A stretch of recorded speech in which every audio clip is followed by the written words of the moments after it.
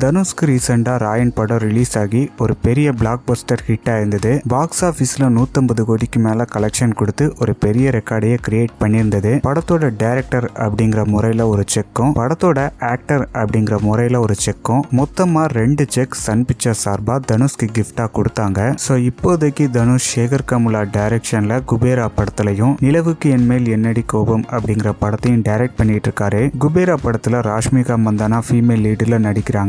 Actor Nagarjuna ஒரு முக்கியமான ரோல்ல நடிக்கிறாரு. விநாயகர் சதுர்த்தியோட ஸ்பெஷலா குபேரா படத்துல இருந்து ஒரு போஸ்டர் ரிலீஸ் பண்ணிருக்காங்க. இந்த போஸ்டர்ல தனுஷோட கேரக்டரையும் நாகார்ஜுனாவோட கேரக்டரையும் காமிச்சிருக்காங்க. அடுத்ததா தனுஷ்க்கு குபேரா படம் தான் ரிலீஸ் ஆக போகுது. குபேரா, நிலவுக்கு என்மேல் என்னடி கோபம் இந்த 2 படங்களையும் கம்ப்ளீட் பண்ணதுக்கு அப்புறமா ஆனந்தியல் ராய் டைரக்ஷன்ல டெரா இஸ்க்மைன் படத்திலையும், அருண் மாதேஸ்வரன் டைரக்ஷன்ல இசை ஞானி இளையராஜா அவர்களோட பயோபிக்லையும், மாரி செல்வராஜ் டைரக்ஷன்ல ஒரு படம், செல்வராகவன் டைரக்ஷன்ல 2 படம் அப்படின்னு அடுத்தடுத்த படங்கள்ல ஒர்க் பண்ண போறாரு.